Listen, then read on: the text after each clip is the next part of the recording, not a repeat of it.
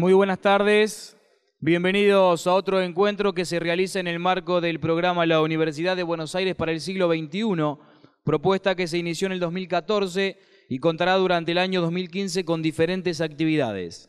En esta oportunidad asistimos al panel Desafíos para la enseñanza en el siglo XXI, creatividad y entornos digitales, con la presencia de la doctora María de los Ángeles González, ministra de Innovación y Cultura de la provincia de Santa Fe, el diseñador industrial Daniel Capelletti, vicedecano de la Facultad de Arquitectura, Urbanismo y Diseño de la Universidad Nacional de Córdoba, el diseñador gráfico Carlos Venancio, profesor titular de la Facultad de Arquitectura, Diseño y Urbanismo de la Universidad de Buenos Aires, y la doctora Karina León, directora del Centro de Innovaciones en Tecnología y Pedagogía de la Universidad de Buenos Aires.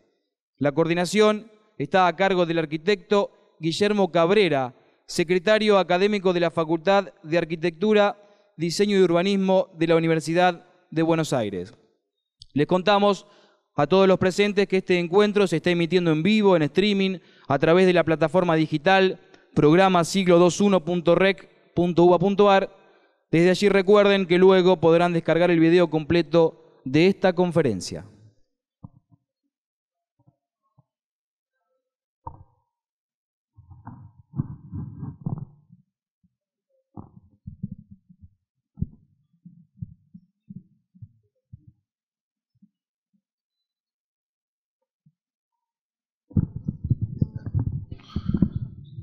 Buenas tardes, bienvenidos a otro encuentro de este ciclo de conferencias, y que en esta oportunidad me toca coordinar con mucho placer a estos cuatro profesores, que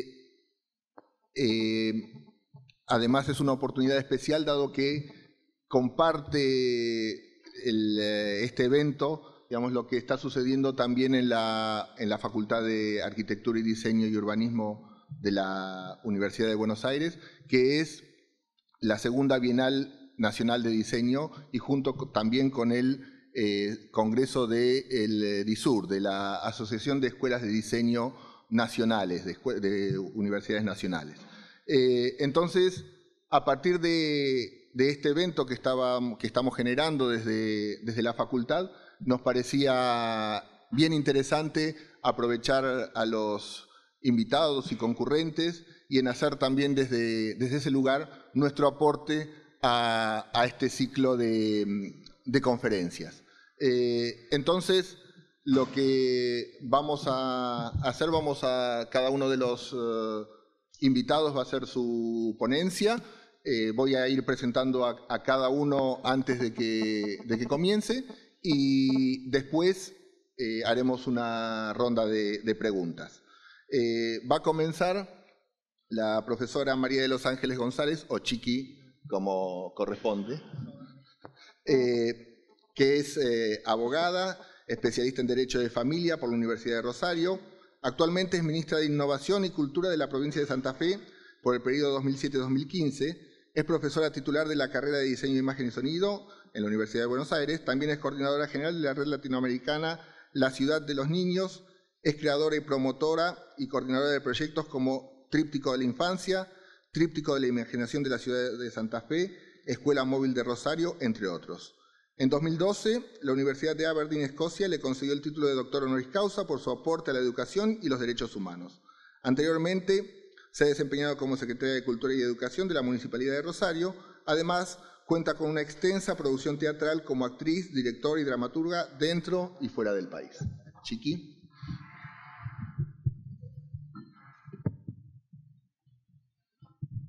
Bueno, ante todo, buenas tardes a todos.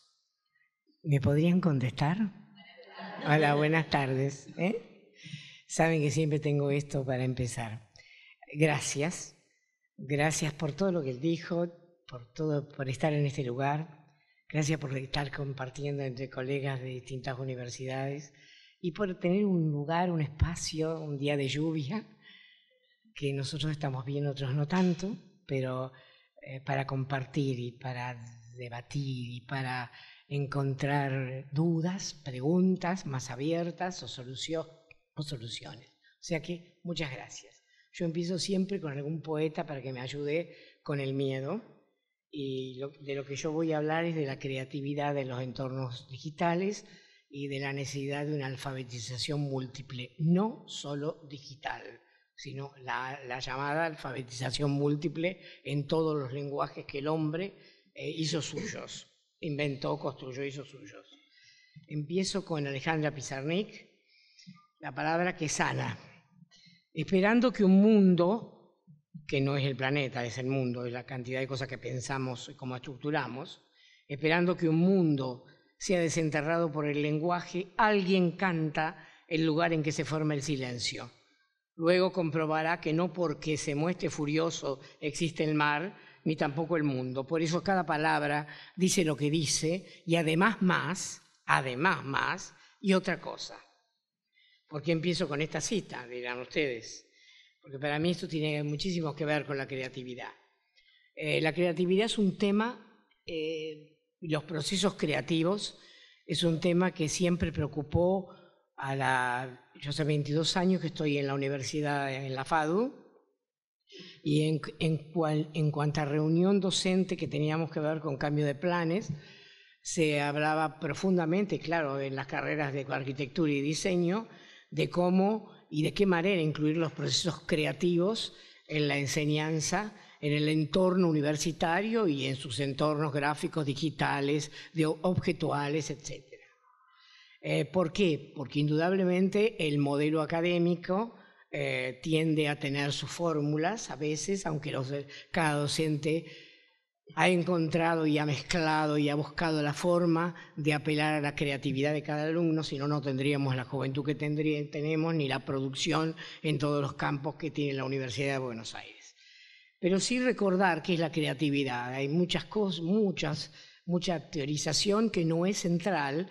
Yo voy a decir que para mí la creatividad es una de las cosas menos estudiadas por la filosofía, porque en alguna época en realidad la tomó mucho más la ciencia de la educación, no muy tomada por la teoría política, que en realidad debería tenerlo en un lugar muy importante, sí tomada por la semiótica indudablemente, y por el psicoanálisis también, pero nunca de una manera como un gran cuerpo. Esto le pasa a la creatividad, a la imaginación y a otros procesos.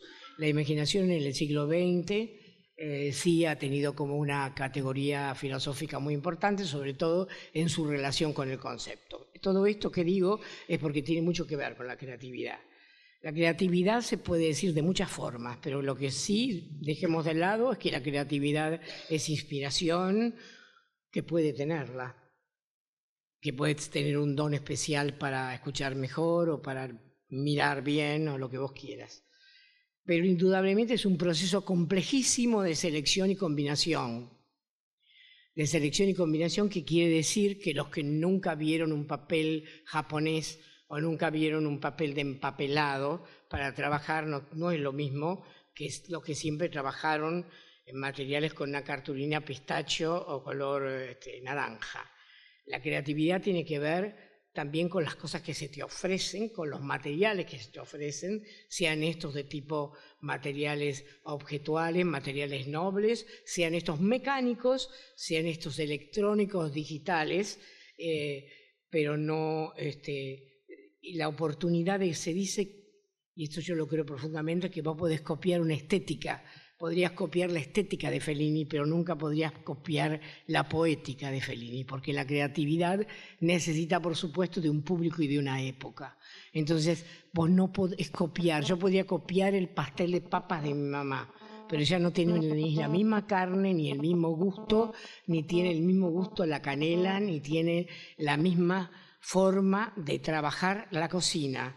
Todo esto que a ustedes les parecerá muy pueril, es para recordarles que la creatividad está contextualizada en una poética de época y que en realidad el problema, cuando Morín habla de la complejidad y otros tantos, están diciendo que hay una complejidad de redes conceptuales, y qué suerte que tenemos redes conceptuales, pero hay una complejidad de qué relación tiene la imaginación, las redes imaginarias, las redes de ausencia. El que imagina, imagina en ausencia. Es más, mucha paleontología está diciendo que no es el lenguaje lo que nos separa de las especies animales, sino en realidad es la capacidad de prever y de imaginar donde no están, donde las cosas no están, si no, no existirían los actores. Y de revivir procesos emocionales, revivir procesos sensoriales. Aprendemos ante la presencia, diría Vygotsky, de la cultura, e imaginamos en ausencia de todos los elementos que ya aprendimos con nuestro cuerpo y sin hacer separación cuerpo y mente. Ese aparato de selección y combinación, diría Castoriadis, arma una usina, una especie de usina que no está en ninguna parte, una usina metafórica que consagre imaginarios, pero ojo con los imaginarios que ni siquiera sabemos, algunos a ciencia cierta, si no estamos naturalizando una gran injusticia de derechos, o en otro caso si sus imaginarios no iluminan algunos referentes que tienen que ver con identidades múltiples de Latinoamérica, de nuestros países o de otras zonas del mundo. Como todo, nada es una cosa o la otra, pero también sabemos que esos imaginarios en el momento de construirse, que el bar es el lugar de reunión de los rioplatenses, que en el cristianismo las novias se casan de cualquier color pero no de rojo, que la muerte en Arabia es negra y que para nosotros mi abuela pagó muy caro por el blanco, por la mortaja blanca, por el vestido 15 blanco y por el vestido de comunión blanco. Entonces, que tienen un código de representación, sistemas de representación y simbolización. Esos sistemas de representación y simbolización nos dan una idea de mundo, nos arman un paradigma que ustedes conocerán muy bien. Distintos paradigmas conviven, porque si no, no había pluralidad. Conviven algunos que están cayendo con otros que están empezando. Conviven algunos que son cooptados por el mercado y otros que son límpidos, conviven algunos que son expulsados del medio del debate académico y otros que son centrales, conviven ideas hegemónicas, conviven, por supuesto, esa creatividad convive con un sistema de poder y de reparto de los saberes que están vinculados a la creatividad. Por supuesto, tendré que decir algo que es obvio: la creatividad es histórica, tiene que ver con los modelos de época, qué es ser delgado en una época y cómo son las mujeres de Rubens, digamos. Los sistemas de representación también impulsan el deseo, impulsan la imitación, impulsan los distintos sectores sociales tienen sus propios referentes y sus propios mitos. Si no hubiera un sistema de poder y de reparto, estaríamos hablando como una generalidad vacua, cuando la creatividad es también algo que a lo Lévi-Strauss se negocia, se trafica en el mejor sentido, se cambia, se da y se devuelve. Y estamos frente a esa creatividad histórica, dialéctica, cambiante, con imaginarios, trabajando en ausencia, trabajando en presencia, trabajando también con referentes de su medio. Yo lo digo, que la creatividad, aunque estemos en un mundo absolutamente individualista, es absolutamente grupal, porque aún los más inspirados, que creen que tienen un ego muy grande y creen que de alguna manera la creatividad ha sido un don que recibieron, ellos siempre han tenido algún referente, algún cineasta, algún pintor, han tenido palabras y han tenido canciones de cuna y han tenido juegos y han tenido maneras de nutrirse de un mundo. El que no se ha nutrido de su propio mundo, de sus ficciones propias, no quiere decir de su propia vida, sino de lo que cree que es su vida, de sus propias identidades múltiples, de la forma en que jugaron, los dioses en que creyeron y las poesías que cantaron. Todo eso es imposible de ser separado como bagaje de la creatividad. Por eso a veces en el modelo académico enseñamos muchos parámetros que también deben ser enseñados, esto de Deleuze-Guattari, de decir, enseñemos perceptos, no estoy equivocándome en la palabra, preceptos de la percepción. Enseñamos preceptos que luego manejan la percepción y la percepción maneja los afectos, la percepción y los afectos manejan la imaginación, pero la imaginación lo dice tan claramente que es la filosofía, que el hombre de la plaza de Moscú grite, pero que grite el acero y no el hombre representado. Que la Gioconda sonría, pero no sonría la mujer que está allí mirándote, sino que sonría absolutamente el óleo y todo el contexto donde está puesto, desde la luz a los pasillos, a la secuencia de narrativas y de cuadros que tiene alrededor, al ánimo de quien lo mira, al prestigio económico de quien lo tasa, etc. La creatividad en los entornos digitales tiene, esto es para hablar mucho más, pero tiene una gran duda. ¿Cómo sostenemos la creatividad en la universidad del siglo XXI? ¿Y cómo hacemos que esos entornos digitales no se cierren? Puede ser muy debatible esto, pero claro, yo vengo de la vida en la que vengo. Quiere decir, tengo 66 años y digo, ¿cómo no encerrarse en los propios entornos digitales sin comprender que hay entornos objetuales, que hay entornos sonoros, que hay entornos afectivos, que hay entornos vinculares, que hay entornos sociales importantísimos, que hay entornos de medio ambiente y ecosistemas, que hay entornos laborales, y entonces que esa idea de sentido y esa idea de proyecto de vida y de mundo que debe crear la universidad, más allá, para mí, más allá de su especialidad, enseñará la especialidad, pero dejará un ser inquieto por tener una vida y por tener una vida en sociedad. Esto es una cuestión ideológica, para algunos no es eso, es una especialidad que lo va a llevar a la fama o lo va a llevar al dinero. Ya estamos en un lugar para debatir cuestiones ideológico-políticas, pero no se puede hablar de creatividad porque hay una línea absolutamente reaccionaria que habla de creatividad como si estuviera separada de todo, como si en realidad fuera motivo de las agencias de publicidad o de algunos dotados. Y eso es no solo muy injusto con la igualdad, sino es muy injusto con lo que hacemos nosotros los profesores, en realidad, cómo enseñamos y para quiénes enseñamos. Los retos los voy a citar para no comerme todo, ya me faltan 2 minutos, así que imagínense que los voy a citar. El primer reto que yo veo lo voy siempre ejemplifico con poetas, con citas. Este no es poeta, es un filósofo que fue muy rechazado, Bachelard. Dice, la imagen no puede dar materia al concepto, y el concepto, al darle estabilidad a una imagen, solo ahogaría su vida. ¿Qué quiere decir? Lo que dice el gran Ricoeur, la imagen interna que te aparece para plasmar en imágenes, esa aurora del concepto.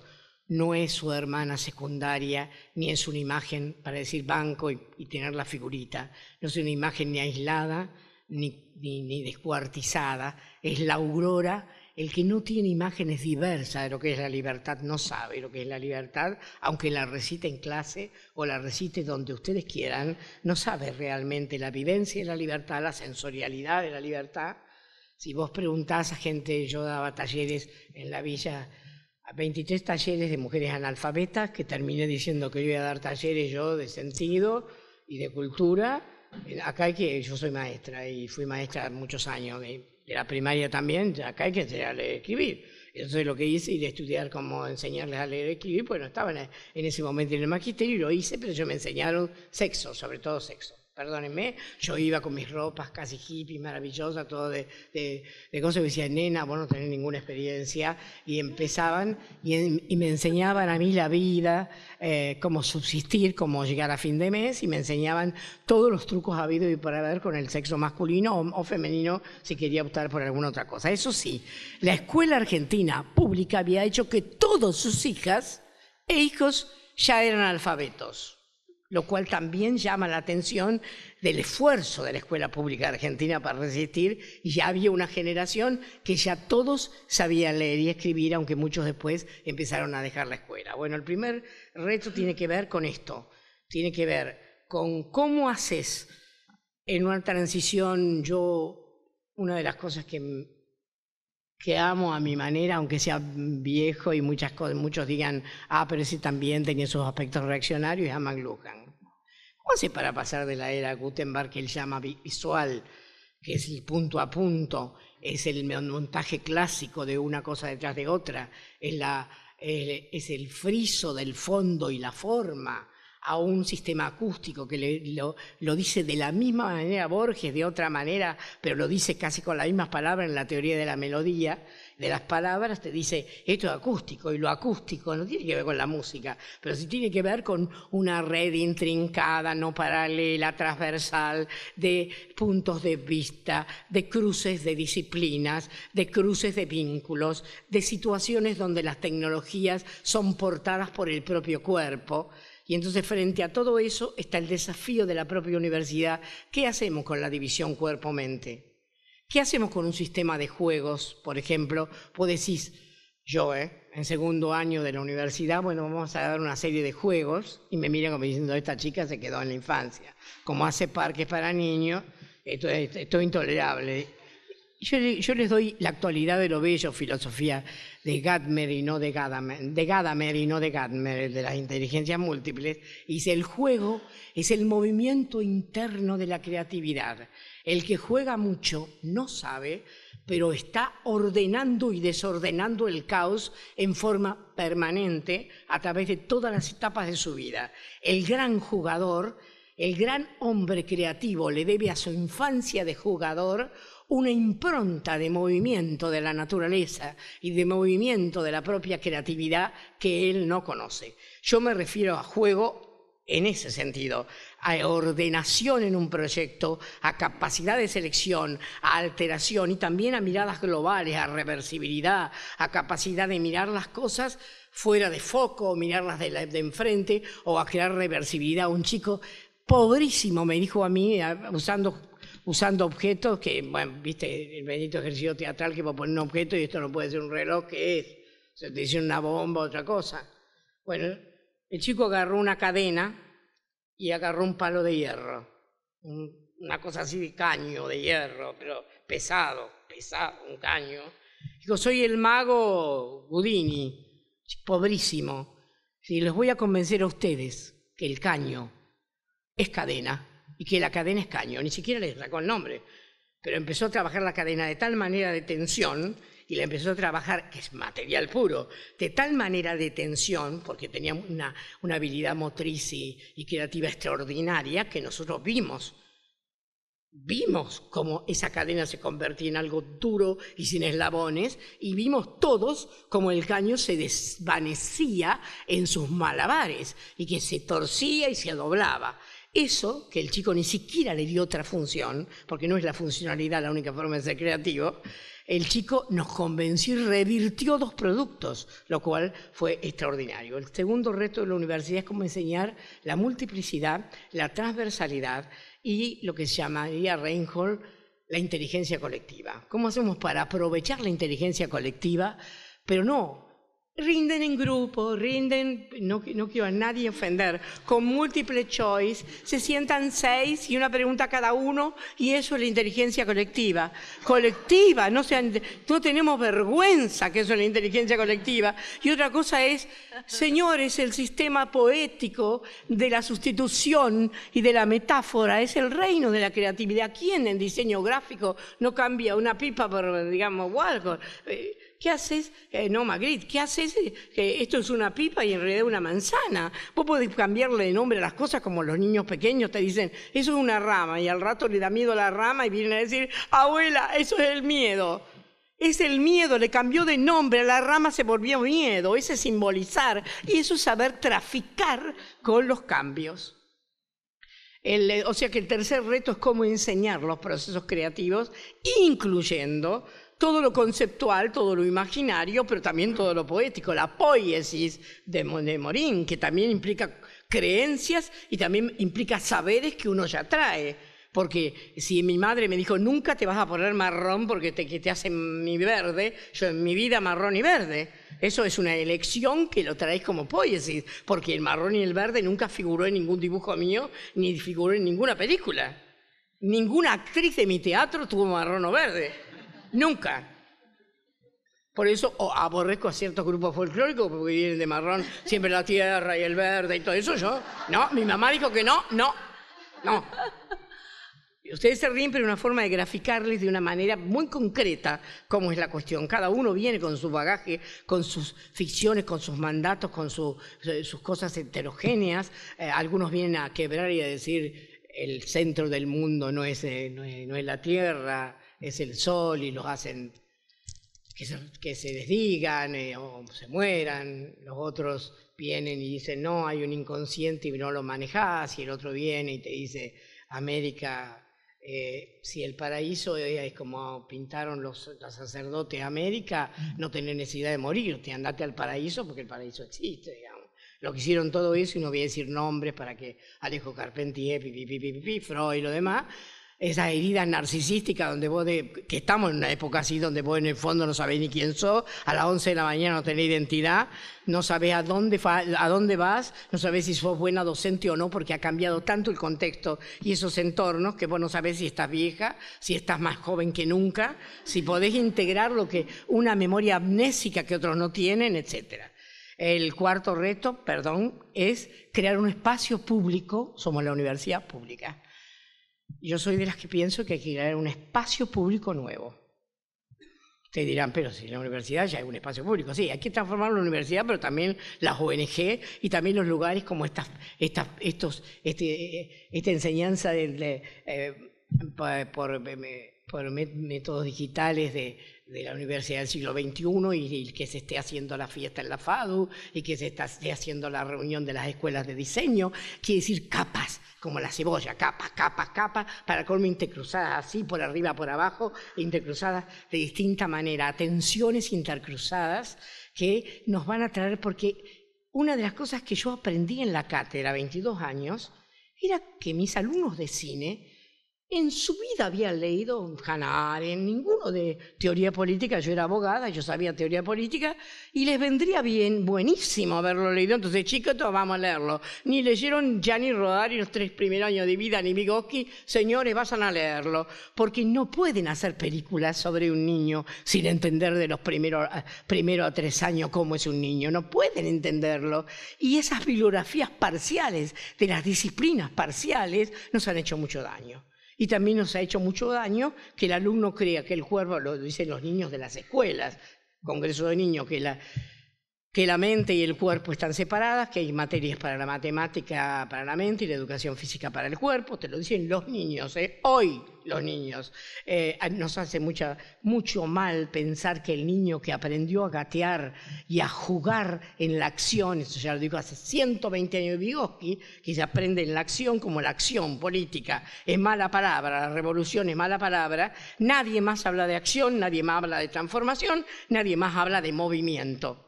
¿Cómo hacer en el diseño si no haces proyectos de movimiento de elementos? ¿Cómo hacer si no te faltan elementos? ¿Cómo hacer si no hay agujeros de ausencia para llenar? Si no estaríamos completos, nos dedicaríamos a lavar la vida y a hacer el amor y no sé qué más.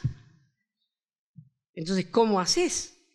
Y entonces, el cuarto reto es un espacio público con muchísima relación entre los usuarios. El quinto reto es que los usuarios, lo dice Reinhold, no sean consumidores tecnosociales, quiere decir técnicos sociales del consumo digital.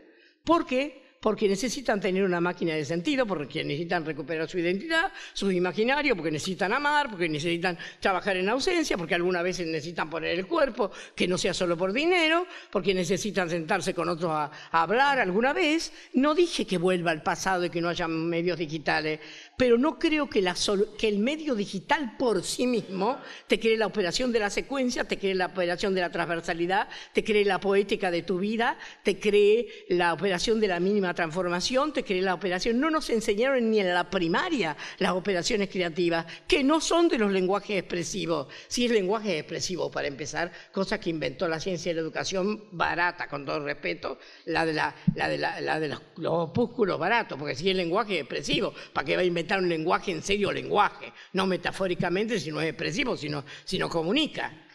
Entonces, ¿qué me hablas de dramatización? ¿Cómo hablas de dramatización? Lo dramatizable es el drama, en la escena, ya lo hizo el teatro, no le copias al teatro haciendo palabras menores. Entonces quiero decir, el reto es un espacio público amplio, es una participación, y para eso yo soy una que brego, en este momento brego, no es la solución de nuestra vida, pero el aporte chiquitito desde la cátedra es, el proceso creativo de un alumno es más importante que la preceptiva, aunque tengo que dar preceptiva. Porque a mí me ha salvado como artista muchas veces saber cómo poner un cenital sobre un actor. Yo no digo que no hay que dar preceptiva, porque la preceptiva también te marca y te enseña y te hace flotar cosas que no hubieras pensado antes. Pero sus procesos creativos sobre la preceptiva son muy importantes, redondeo. Y lo último es la alfabetización múltiple, que esto no lo digo yo. Yo llevo el congreso número 12 sobre este tema en España y en toda Iberoamérica. Los filósofos que yo más admiro dicen exactamente esto mismo, que la alfabetización múltiple quiere decir que la alfabetización digital se presenta con nuevos lenguajes, que cada uno de los soportes digitales a la larga va a constituir un lenguaje que cambia el tiempo, el espacio, la noción de cuerpo, la noción de objeto y de elemento y la noción de acción y movimiento, de combinación y selección. Si esto lo tienen, va a haber son lenguajes y no máquinas. Las nuevas tecnologías no son solo máquinas, ni herramientas, son lenguajes, pero también hay que venir con las operaciones que te enseñó el discurso verbal y escrito cuando tenías 1 año, 2 años y no entendías tanto la máquina. Y escuchaste en tu barrio o quien te tuvo en brazos y te meció. Y tenés que venir con el sonido de la voz de tu madre desde la otra pieza y tenés que venir a amar los sonidos de la ciudad y tenés que tener una ciudad vivible porque tu ciudad es recorrible, si no los arquitectos, ¿qué van a hacer? Porque los territorios también existen, los digitales, los entornos digitales y los entornos físicos y los entornos como paisaje cultural.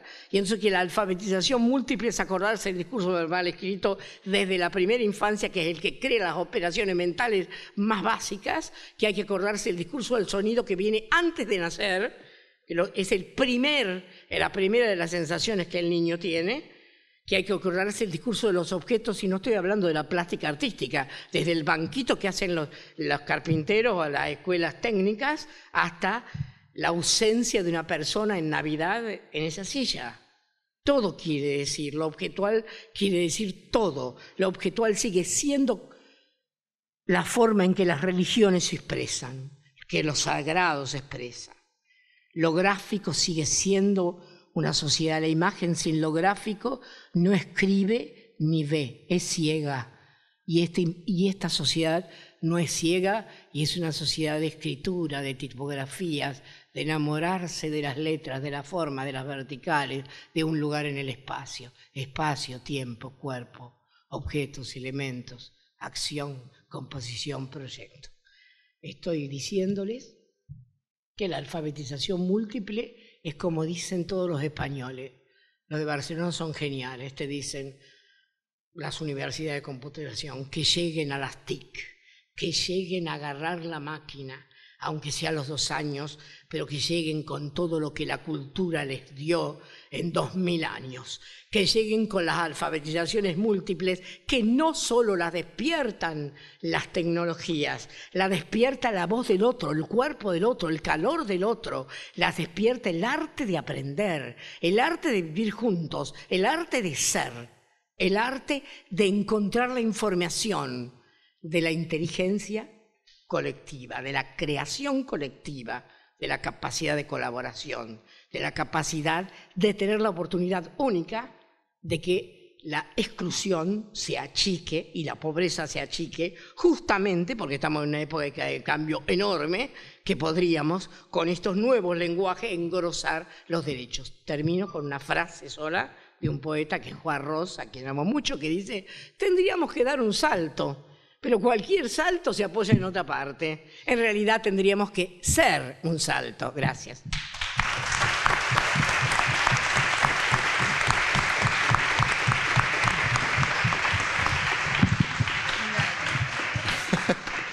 Muchas gracias, Chiqui. Vamos a presentar ahora a Carlos Venancio, que es diseñador gráfico, egresado de la FADU, es profesor titular regular de tipografía y diseño editorial en la FADU desde hace 27 años. Es consejero en el claustro de profesores de la Facultad de Arquitectura y es fundador de la carrera de diseño gráfico en la Universidad de Misiones, de la que fue su director y profesor titular en la asignatura de diseño gráfico 1, 2 y 3. Ha sido reconocido en 2011 por el Ministerio de Educación de la Nación por su aporte a la educación pública. Actualmente se desempeña también como director general de Marca, empresa de consultoría en diseño y estrategias de comunicación.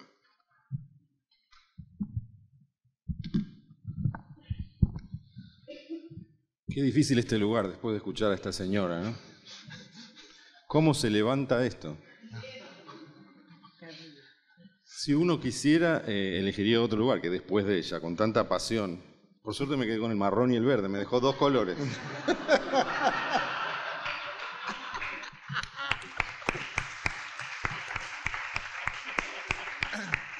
Bueno. Voy a tratar de no aburrirlos, porque después de esto cualquier cosa, ¿no? Lo primero que quiero hacer, y es lo que corresponde, es agradecer a la universidad por esta invitación, de la que me siento muy orgulloso, porque un poco de manera petulante creo que puedo hacer algo, aportar algo desde mi pequeño espacio, desde este lugar de la educación pública, de este fenomenal motor de ascenso social que tenemos en nuestro país, y creo que si puedo aportar realmente algo en ese lugar, me voy a sentir como muy orgulloso. Ojalá que así sea.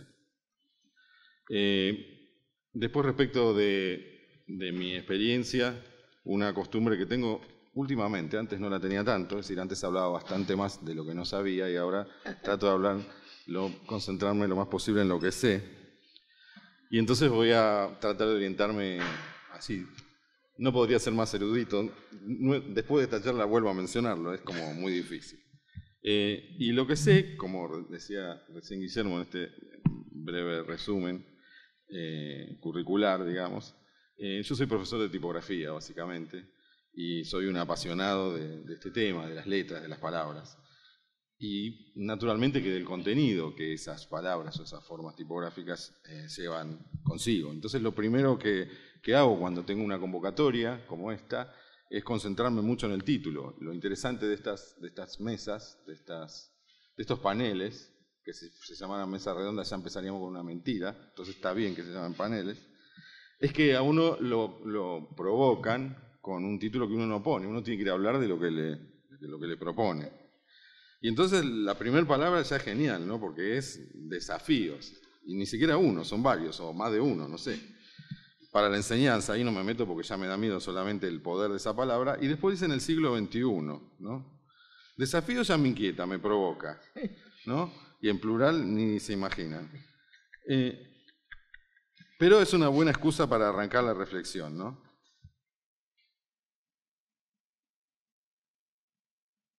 A ver cómo me llevo con esto. Mirá, camino. Y la segunda parte es en el siglo XXI. Y entonces esto parece como si fuera que hablamos del futuro, ¿no? Como muy adelante. Y ya no habla de futuro eso, ¿no? Sino de contemporaneidad. Nosotros estamos acá, en mi caso, dando clases de hace casi 30 años en la facultad, en la universidad. O sea, vengo dando clases del siglo pasado. No te rías más, por favor, porque ya es deprimente.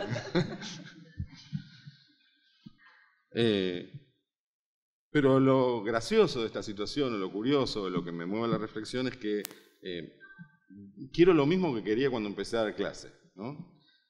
Y que es enseñar a aprender, ¿sí? Compartir información también, si es que tengo información que los demás no tienen, eso es parte del contenido. Pero básicamente enseñar a aprender. Pero desde ese mismo momento inicial, ¿sí?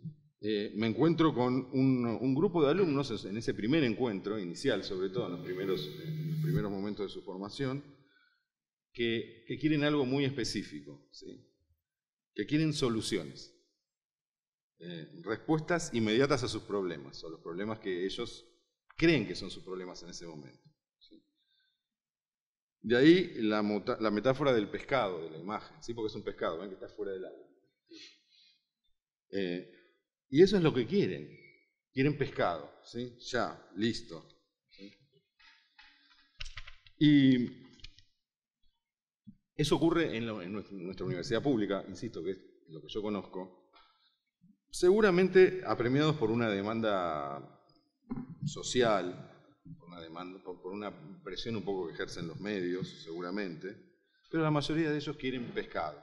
¿Y esto por qué? Es porque recién inician su formación universitaria. Y nosotros, porque somos tercos, nos empecinamos en el camino más largo, ¿sí? Nosotros queremos enseñarle a pescar. Y somos tercos porque esa es la dialéctica del proceso de enseñanza-aprendizaje. Porque sabemos que hay muy diversos tipos de pescadores y muy diferentes lugares para pescar.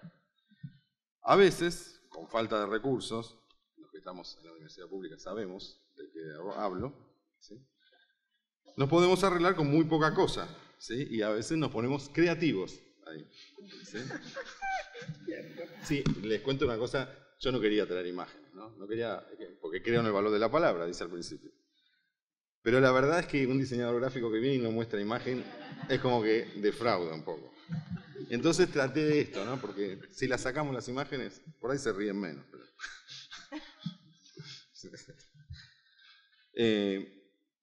Cuando vamos conociendo un poco más, ¿sí? Nos damos cuenta, aprendemos, que no es lo mismo pescar en cualquier lado y que el contexto importa mucho, ¿sí? Condiciona, por ejemplo, desde dónde pescamos, desde la costa, desde un bote, desde un muelle, ¿sí? O en un remanso en una laguna. Cuando lo intentamos solos, es bueno saber, informarse, con qué equipo contamos, ¿sí? ¿Qué hay disponible para tener los mejores resultados? Ven que están buenas. Al acumular un poco de experiencia, conocimiento, refinamos la búsqueda y ahora queremos un tipo específico de pez, ¿sí? No nos viene bien cualquiera, ¿sí? Pero ya tenemos la suficiente experiencia como para hacer las selecciones adecuadas. Sabemos lo que necesitamos. También tomamos conciencia que se pueden usar sonares para identificar cardúmenes, que se puede pescar en equipo, que hay diferentes escalas, que hay pesca deportiva, pero también industrial, que hay que interactuar con otros que saben otras cosas, que el trabajo en equipo genera sinergia. Creo que la metáfora es como clarita, ¿no? Es más fácil decir, no queremos darles pescado, sino enseñarles a pescar, pero así es más divertido. Me interesa consolidar esta idea de proceso, ¿sí? Porque en todo proceso es más importante tener en claro, es muy importante tener en claro a dónde voy para poder encontrar el camino y saber llegar. Ahora vamos al tema de la creatividad, y acá ya me da más vergüenza que nunca después de todo lo que estamos escuchando, ¿no? Pero como muchas otras palabras, ¿sí? Ha sido muy bastardeada y resignificada en el uso cotidiano e incluso en el propio uso profesional. Acá recién hablaban de las agencias de publicidad, y es creo que el principal detractor del término. Sí, los equipos creativos, ¿no? Ese tipo de cosas. Orientada en su significado a actividades o ideas vinculadas con lo artístico o lo expresivo. Cuando decimos creatividad pareciera que vinculamos, vamos hacia ese lado. Y también una cosa que me parece más peligrosa, a la espontaneidad, ¿no? A lo espontáneo. Y eso es lo que más me preocupa, eso es lo que creo que está peor, está muy mal. Esta imagen es lo más obvia que hay, ¿no? Por ahí sigue la obviedad y ahí por ahí un poco termina.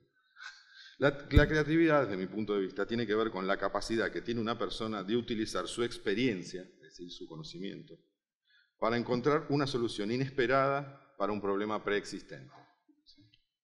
Se pueden desarrollar mecanismos, y esto es muy importante, ¿sí? Que tomemos conciencia de que se pueden desarrollar mecanismos, para que cada uno encuentre la manera de hacer funcionar ese circuito, ¿sí?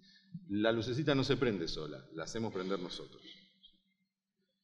Nosotros trabajamos sobre ese desarrollo, la búsqueda de metodologías personales para salir al encuentro de ideas proyectuales, ¿sí?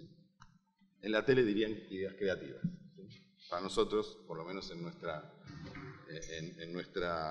área de conocimiento y formación, es proyectuales. Y entonces profundizar un poco sobre el lugar común de la creatividad. ¿Quién es creativo, no?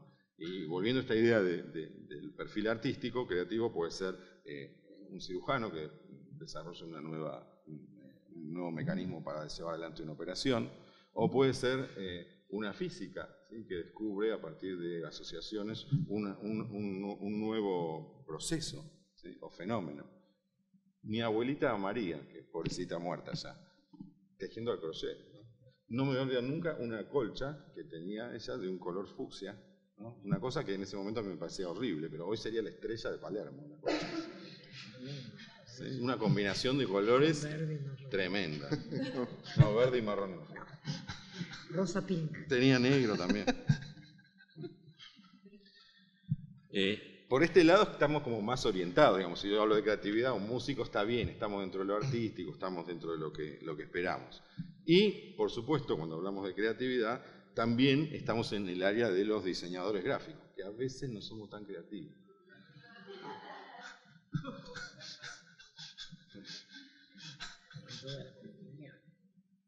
Bueno, se supone que sí. No todos.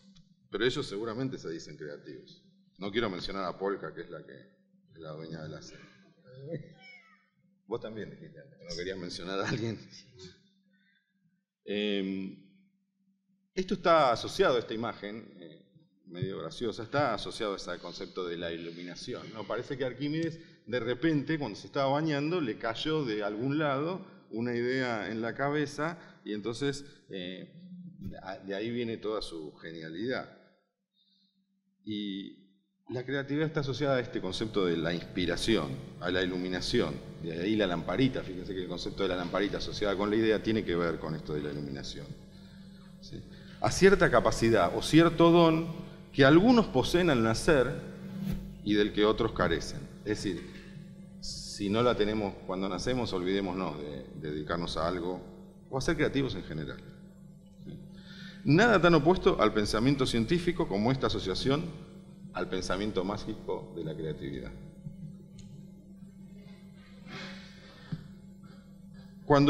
Yo suelo dar charlas, Guilla alguna vez me ha acompañado, a algunos grupos de alumnos del colegio secundario de orientación vocacional que están interesados en nuestra carrera, y lo primero que los alumnos del colegio secundario preguntan siempre cuando indagan sobre nuestras carreras proyectuales, cualquiera de ellas, ¿es necesario saber dibujar para ser diseñador, ser arquitecto, lo que sea?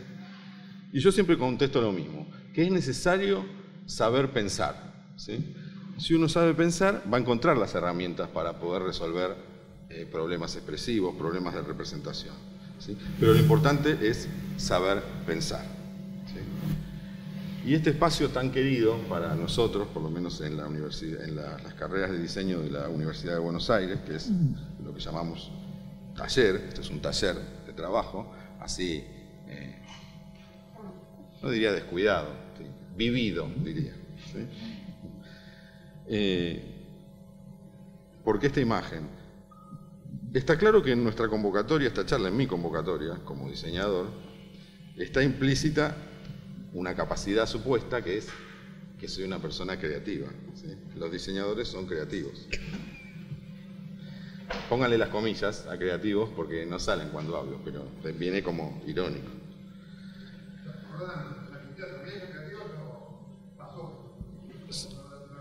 ¿Los arquitectos?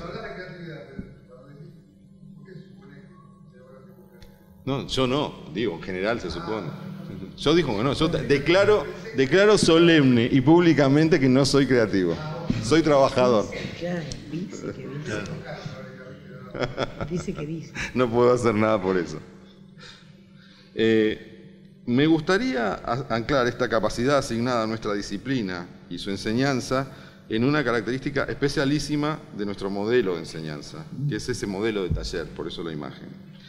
Un espacio colectivo de trabajo en donde el método de prueba y error como motor y la discusión y crítica grupal son la disciplina de trabajo. Yo, como dije al principio, no puedo hablar de otros mecanismos porque no lo conozco. Sí puedo hablar de este que valoro que valoramos mucho, este mecanismo grupal, colectivo de intercambio, ¿sí? Este mecanismo que no le teme al error y que juega este proceso creativo. Este modelo que le pone el cuerpo a la enseñanza y que, hasta donde sé, es propio y exclusivo de nuestra universidad, de nuestras disciplinas, ¿sí? De nuestras disciplinas proyectuales. Viene demostrando su eficiencia en este campo a lo largo del tiempo. Y ayer tuve la oportunidad de estar en la presentación de una maestría en una de las conferencias de la Bienal que hablaron hace un rato de diseño que están teniendo lugar en la universidad. Y se hablaba de un tipo de pensamiento, de un modelo de desarrollo disciplinar que vinculaba la interdisciplina, identificaba tres modelos organizaba un poco arbitrariamente o maniqueamente tres modelos que tenían que ver con lo que llamábamos las ingenierías. Estoy tratando de traducir porque era en medio en alemán, medio en inglés la charla. Lo que llamaba las ingenierías, lo que llamaba las ciencias naturales, ¿sí? Y el otro modelo era las ciencias sociales. Y decía que para poder desarrollar un pensamiento interdisciplinario, el modelo de las disciplinas proyectuales había demostrado ser muy eficiente. Y entonces había una maestría con la Universidad von Humboldt de Berlín, que estaban trabajando junto con nuestra universidad para llevar adelante este cruce de saberes. Vamos a ver cómo les va, pero aparentemente resulta como este modelo muy interesante y útil en ese campo. Este es otro uso del taller. Es el mismo taller, ¿sí? Activo.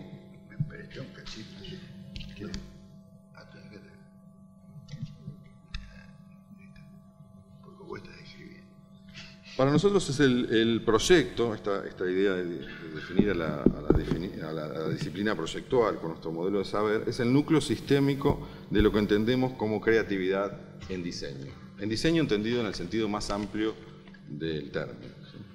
El proyecto, lo proyectual, es el mecanismo que nos permite pensar objetos, en términos bien amplios también, que no existen ahora pero que pueden existir en un futuro. Proponer soluciones originales o no tan originales, ¿sí? Que den respuesta a problemas comunicacionales, que den respuesta a problemas funcionales, que den respuesta a problemas habitacionales, o nuevos problemas productos de nuevos modelos de comportamiento social, ¿sí? Eso para nosotros es lo proyectual. Y este es un lindo ejemplo de esta aparición de un nuevo modelo. Lástima que no está el decano de nuestra facultad. Esto corresponde al taller 119 de nuestra querida FADU, y el nombre Cajides, el apellido del decano anterior, y Bruno, que están tachados ahí como lo ven, es el nombre del actual decano, Luis, ¿sí? Y esto es interesante porque nosotros tenemos un modelo de taller definido espacialmente y funcionalmente para una cantidad de necesidades, con 2 enchufes en cada uno de los talleres. No hace falta más. ¿Para qué más? ¿Sí? Pero de repente, y con el correr de los años, empiezan a aparecer celulares que se descargan, ¿sí? Computadoras que necesitan enchufarse, ¿sí? Y bueno, empezamos a depender de la electricidad. Los alumnos necesitan tener carga en el celular. Entonces no alcanzan los enchufes. ¿Por qué? Porque yo por ahí quiero enchufar el proyector. Entonces queda uno solo y hay muchos. Entonces aquí hay un caso de una refuncionalización del espacio, una nueva necesidad a partir de un fenómeno tecnológico. Ayer, cuando Bruno hacía la inauguración de la Bienal, termina la Bienal y me llevó de la mano a ver los nuevos baños, que estoy aprovechando para hacer política acá de nuestra facultad, los nuevos baños que están preciosos y qué sé yo, y cuando me muestra los baños me lleva de la mano y vení, me dice. Y me lleva al taller 119, que él había visto obviamente esto en mi taller. Quiere entrar y no pudimos entrar porque estaba cerrado, porque estaba enorme, pero estaba iluminado. Me dice, ¿ves? Mira, allá al lado del pizarrón, la columna, qué sé yo, y me muestra, no sé, eran 6, 7 bocas de enchufes nuevas y qué sé yo.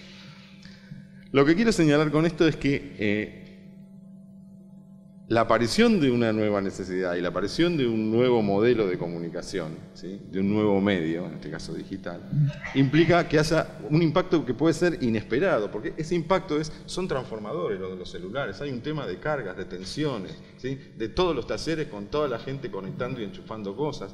Digamos, hay como una cosa que de repente el espacio de uso, de desarrollo de nuestra actividad académica, se ve impactado por la aparición de esta nueva necesidad.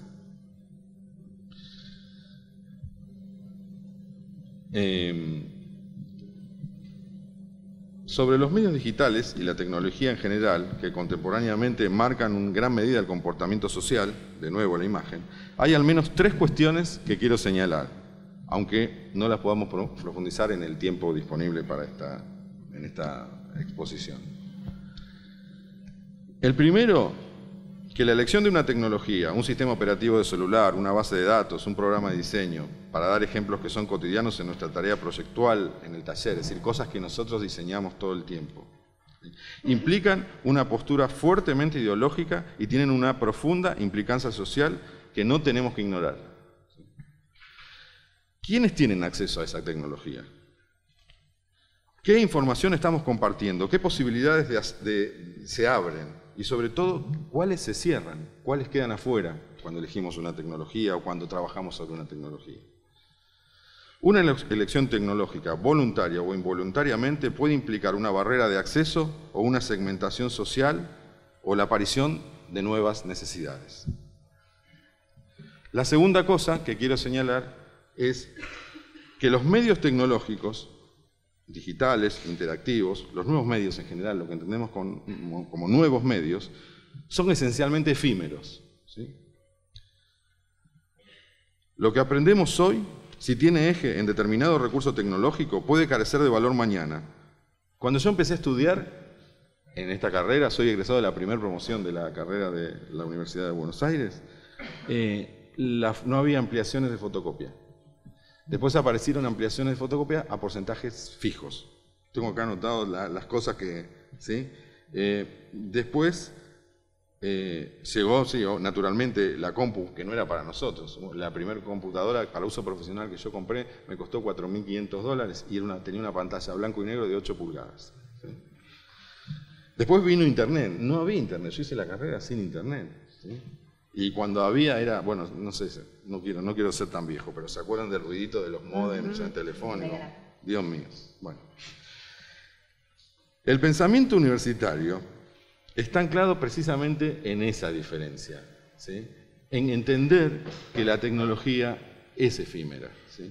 Entonces es el enfrentamiento que llevamos adelante todos los días cuando nos demandan soluciones inmediatas, que tiene que ver con un pensamiento universitario que nos diferencia de lo que es una tecnicatura, que es un conocimiento profundo y específico del medio tecnológico y no una mirada mucho más amplia, mucho más académica, ¿sí?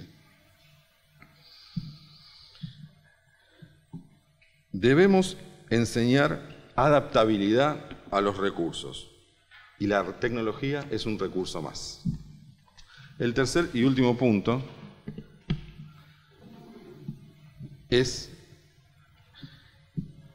que utilizar los medios digitales, utilizar cualquier medio tecnológico, una aplicación online, la web, las redes sociales, Google Drive, Facebook, Vimeo, YouTube, Twitter, Flickr, para citar lo que usamos hoy en el desarrollo de la actividad académica en nuestra cátedra como cosa cotidiana, no es solamente parte de una optimización didáctica, ecológica o económica. Esencialmente formar parte de la misma comunidad cultural de nuestros alumnos. Es poder hacer contacto, es establecer el diálogo. Para decirlo en términos técnicos y desde nuestra disciplina, ningún proyecto de comunicación puede ser exitoso si no se conoce y se estudia a la audiencia y no se utilizan canales de comunicación que esta audiencia comprenda y le sean propios. Aprendiendo del diseño, mi disciplina, debo mencionar que la estrategia de comunicación es una parte esencial del proyecto para garantizar su eficiente implementación. No podemos hablar con nuestros alumnos como hace 30 años, simplemente porque ellos no se comunican entre sí de la misma manera. La elección del canal digital no es una opción, es una necesidad básica.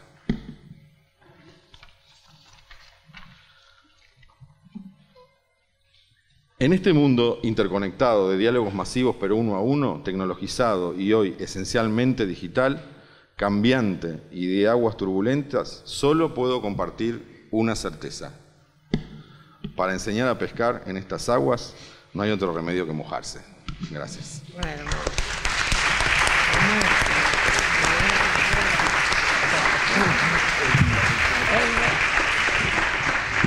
Bueno, gracias Carlos. Voy a presentar ahora a Karina León, que es licenciada y profesora en Ciencias de la Educación, doctora en Educación por la Universidad de Buenos Aires. Se desempeña como docente en la Cátedra Fundamentos de Tecnología Educativa de la Facultad de Filosofía y Letras y en las Maestrías de Tecnología Educativa y en Docencia Universitaria, también en la Universidad de Buenos Aires. Es directora general del Centro de Innovación en Tecnología y Pedagogía de la UBA y se desempeña también como docente en el Instituto de Investigación de Ciencias de la Educación y autora en temas de tecnología educativa. Bueno, muchas gracias. Yo pensaba mientras hablaban que el auditorio es casi todo marrón y verde. Y es la única observación que voy a hacer al respecto. Bueno, lo querés igual. Bueno, si no lo pintamos, Katy no sé qué dirá. Bueno. Bueno. Los árboles también son verdes y marrones y hay tantas cosas. Pero bueno, voy a usar una metáfora distinta de los peces que está vinculada con los viajes. También uno puede viajar a pescar, ¿no? Así que podría ser ahí una sinergia. Y llamé a esta presentación Viaje al centro de la creatividad. Cuando uno viaja, primero define a dónde va, define con quién va, define en función de su contexto, de sus condiciones de posibilidad, del dinero de que dispone, del tiempo, etc. Hay mucho de definición en un viaje. Por otro lado, uno plantea un itinerario. Y este itinerario, en general, más flexible, menos flexible, es como un camino en el que ese viaje se inicia. Y, si uno tiene suerte, llega a destino. Y voy a trabajar estas tres ideas. Vamos a definir, vamos a viajar, y si tenemos suerte, llegamos a destino. Entonces empiezo con tres definiciones que voy a tomar. Cuando hablamos de creatividad en entornos digitales refiere al tema de tecnologías. ¿Qué son entornos digitales y qué es la creatividad? No me voy a detener tanto en la creatividad, lo voy a pasar más rápido porque los que me antecedieron hablaron mucho y muy bien del tema y mi campo es menos profundo en ese sentido. Desde las tecnologías voy a decir qué visiones tenemos de las tecnologías. Desde los entornos digitales voy a intentar hacer una especie de clasificación de estos entornos y desde la creatividad trabajar el potencial. ¿Qué visión de tecnología manejamos? Impacta sobre cómo concebimos los entornos y cómo concebimos la enseñanza. Muchos de los que están acá conocen este tema y es el tema de las tecnologías y la visión que tenemos de las tecnologías, pero para mí es fundamental también revisar estas concepciones y estas visiones para entender qué son los entornos digitales y cuáles son estos desafíos a los que tendríamos que sumarnos, ¿no? Cuando uno tiene una visión instrumental, y digo, ninguna es mejor o peor, ¿sí? Son visiones. Y estas visiones de alguna manera delimitan también nuestro campo de acción. Cuando la visión de las tecnologías es instrumental, uno entiende que las tecnologías son medios para determinados fines. Y son los fines los que determinan esos medios. Entonces hay una visión en la que las tecnologías son instrumentos y no herramientas, medios para un fin. Hay otra visión superadora en algún punto de esta, que incluye lo instrumental, pero que da cuenta de una visión relacional, y es las tecnologías no son meros instrumentos. Cuando nosotros trabajamos con tecnologías, hay también un cambio en nuestras maneras de pensar. En este sentido, esta visión relacional lo que trabaja es mente y tecnología, contexto y tecnología, la cuestión situada y la tecnología. Entonces, la visión relacional justamente lo que avala es esta relación entre las tecnologías y los sujetos. Es una visión material de las tecnologías, en tanto el hombre crea y se recrea con estas tecnologías como producciones culturales.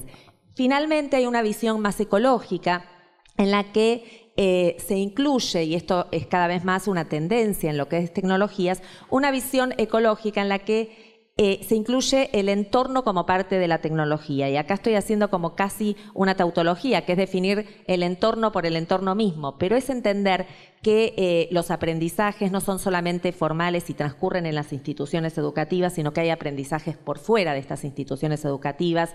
Es entender el aula extendida, expandida. Esto nosotros siempre lo entendimos, pero no siempre lo incorporamos como propuesta de enseñanza. Y justamente lo que las tecnologías hoy nos muestran es una visión ecológica, donde son parte de este entorno, tienen un carácter situado, pero ese carácter situado es casi definitorio para entender el uso que le damos a las tecnologías. Cuando Wilson define los entornos en general, menciona 3 aspectos. Dan sentido a formas de pensamiento, construyen de manera reflexiva soluciones a problemas y trabajan con variadas herramientas y fuentes diversas. Es decir, las herramientas son parte del entorno, no son el entorno. El entorno tampoco es la sumatoria de las herramientas, sino es una sumatoria más una combinatoria de esas herramientas que dan sentido a formas de pensamiento, pero los entornos también vienen a resolver determinados problemas de la enseñanza, problemas de los que fueran, ¿sí? De distinto tipo. Cuando voy a una clasificación, todavía estoy en la etapa del viaje en que estoy definiendo. Cuando hablamos de una clasificación en entornos digitales, hay múltiples clasificaciones. Yo voy a dar la que a mí más me sirve, que es propia, ¿no? Es entornos digitales pensados para la enseñanza y el aprendizaje. Son entornos específicos que fueron diseñados con el objetivo de que ahí transcurra una situación de enseñanza y de aprendizaje. Hay entornos inmersivos o entornos de simulación que son claramente diferentes, como un Second Life, por ejemplo. Hay entornos de recorridos, de colecciones, de procesos que tienen más que ver con procesos que pueden ser de producción, de diseño, de sentido. Pensaba en la usina que crea FADU, que tiene que ver con esto de colecciones, procesos, un tipo de entorno de ese tipo. Hay entornos cerrados, flexibles, colaborativos y corporativos, porque también hay entornos impuestos por las grandes corporaciones. De hecho, vivimos también impuestos por eso la mayoría de esos entornos. Con la creatividad, si se dan cuenta, paso de los grises a los colores. Y acá tengo el verde, mira vos. No está el marrón. Pero la creatividad, ¿por qué le pongo color? Porque tiene que ver con esto, con pensar en la diversidad. Hay varias cuestiones estudiadas y varias que sumo a lo que dijeron los que me antecedieron.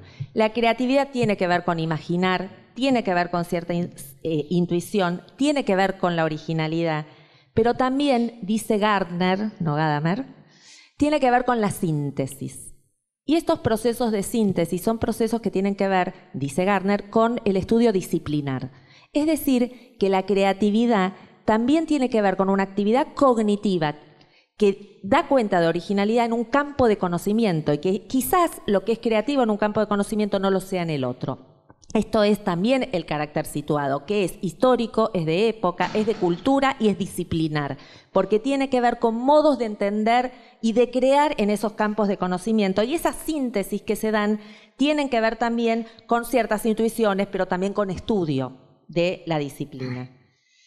Voy a los itinerarios, corro un poquito para darle lugar al último ponente. Los itinerarios, cuando uno piensa y va a una agencia de viajes o Despegar o lo que fuera, a uno le venden un paquete. También con los entornos nos venden paquetes. Los entornos pueden ser entornos en los que tengamos poca posibilidad de acción.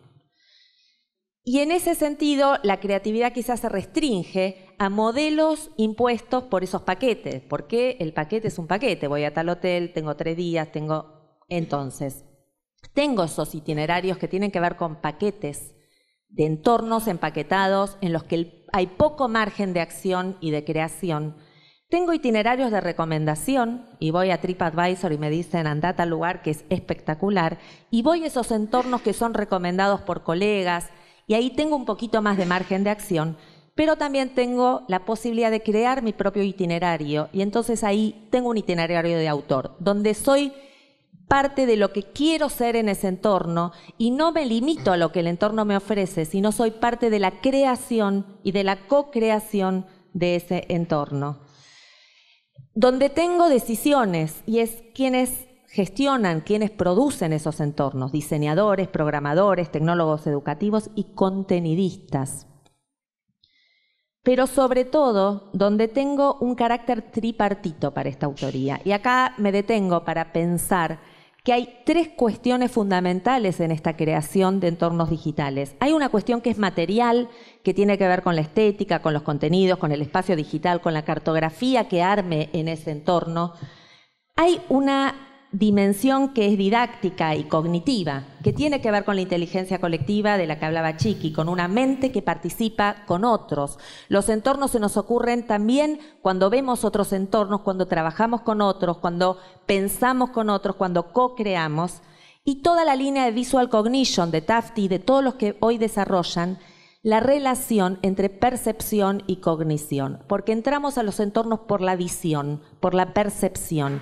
¿Qué relaciones se establecen? ¿Qué entornos son mejores para favorecer determinados procesos cognitivos? Esto está estudiado, realmente hay una línea de investigación que es esta de Visual Cognition, que trabaja los procesos y la relación entre la percepción y la cognición y qué tipo de entorno favorecen determinados procesos cognitivos. Entonces, hay decisiones que tienen que ver con lo material, hay decisiones que tienen que ver con una dimensión didáctica y cognitiva, y hay otra cuestión que tiene que ver con lo simbólico, hoy atravesado por la Big Data y la transmedialidad.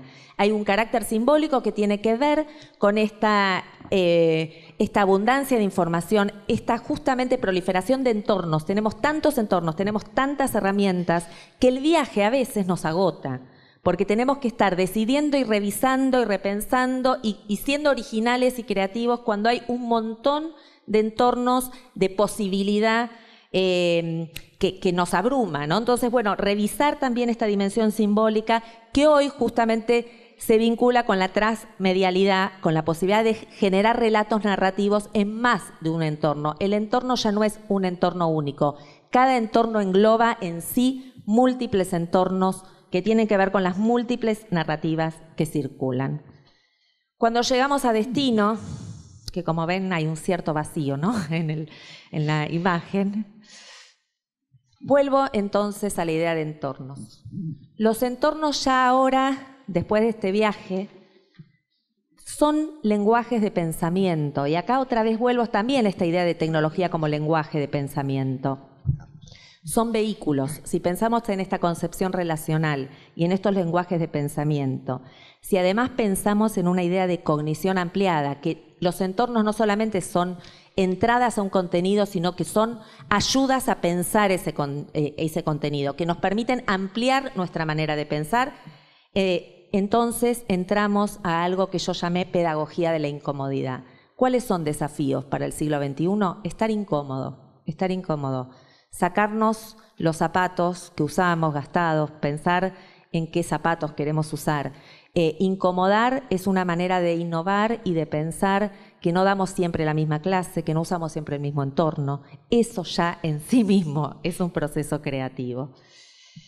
Cuando pienso en los digitales, en este destino, me resuena Walter Benjamin y esta idea de qué es auténtico y qué es replicable. Walter Benjamin decía de la obra de arte que era auténtica.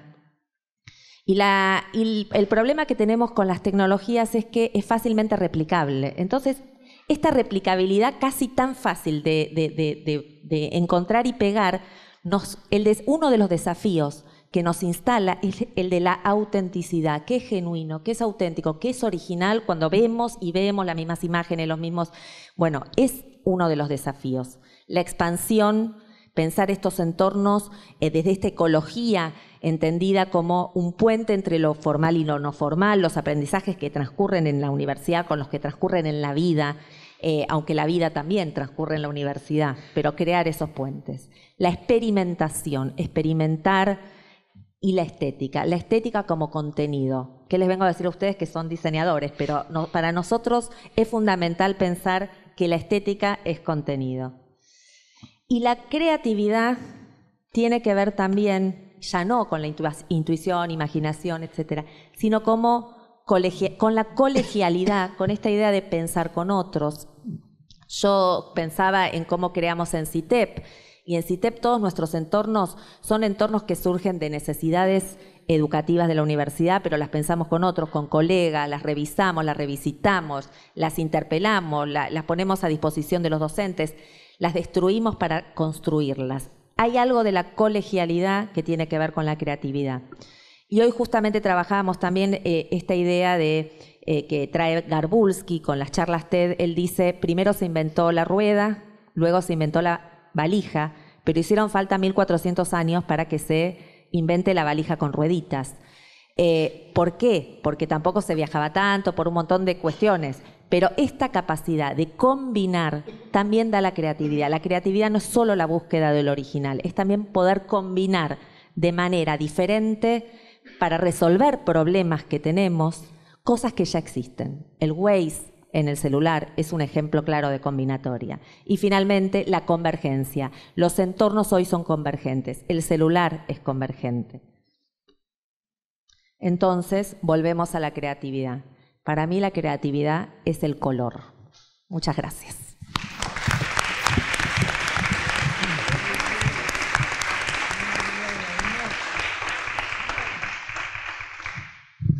Bueno, vamos a presentar a nuestro último orador, el profesor Daniel Capelletti, que es diseñador industrial, egresado de la Universidad de La Plata, actualmente es vicedecano de la Facultad de Arquitectura, Urbanismo y Diseño de la Universidad de Córdoba y presidente de la Red de Carreras de Diseño en Universidades Públicas Latinoamericanas, DISUR.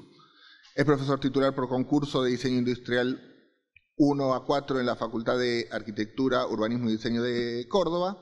Es socio fundador y primer presidente de la Asociación de Diseñadores Industriales de Córdoba y miembro del Consejo de la Fundación de Incubadoras de Empresas, FIDE, iniciativa creada en conjunto por la Municipalidad de la Ciudad de Córdoba, la Universidad Nacional de Córdoba y la Universidad Tecnológica Nacional. Bueno, buenas tardes. Como todos voy a agradecer esta oportunidad porque no se da todos los días. Menos para uno. Bueno, yo en realidad casi que me olvidé lo que iba a decir,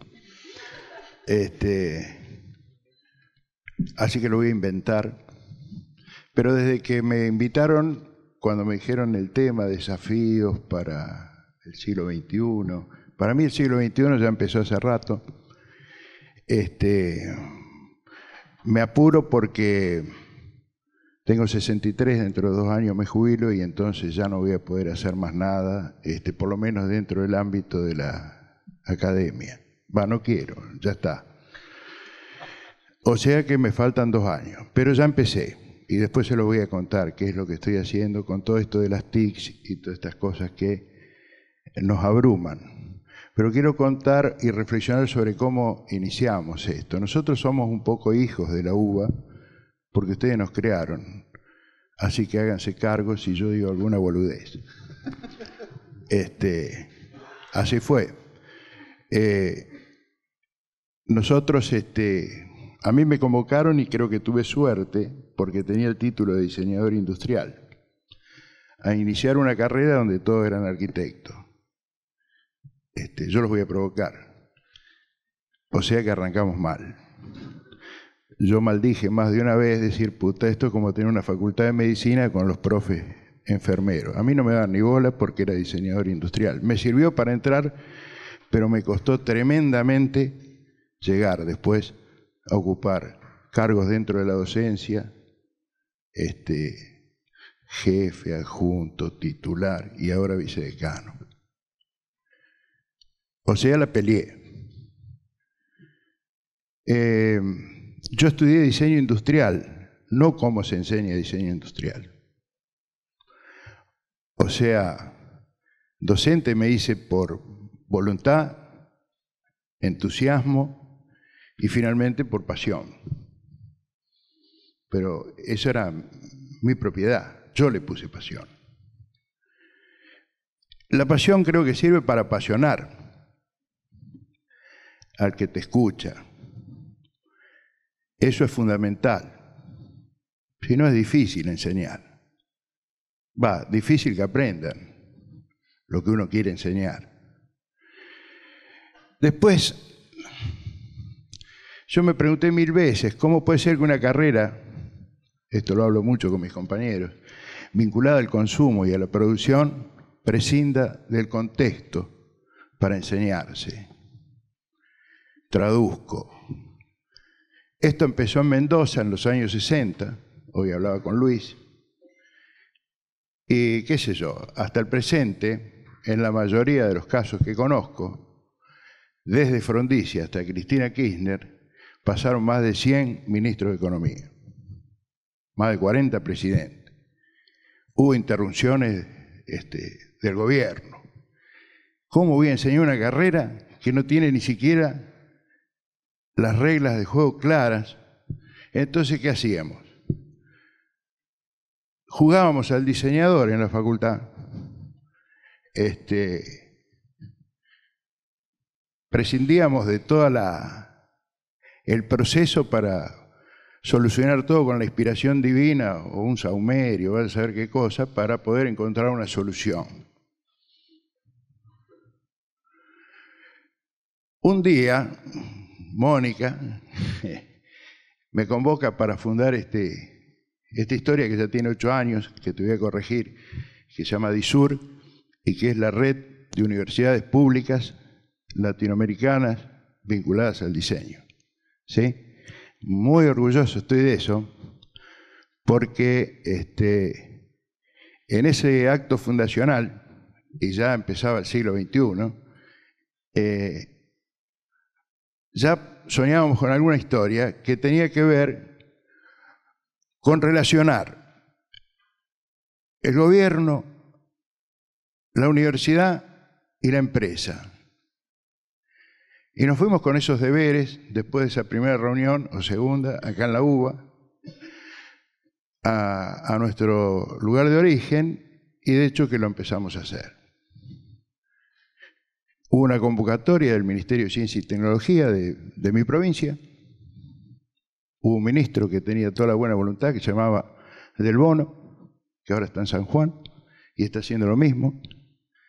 Y me invitó a un desayuno de trabajo. Yo ya era adjunto. Era el primer desayuno de trabajo que fui en mi vida, muy lindo, muchas cosas ricas, y le dije, si no me va a invitar de vuelta, aprovecho y me meto en el maletín estos alfajorcitos que están espectaculares.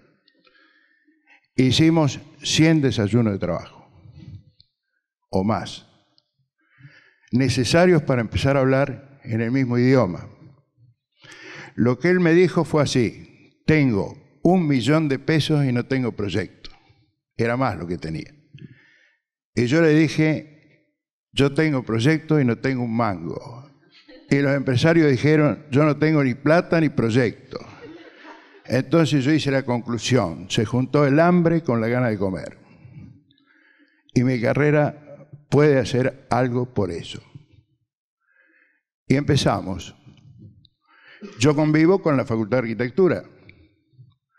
Y nosotros empezamos lentamente a hacer reuniones en la facultad con el gobierno y con las empresas.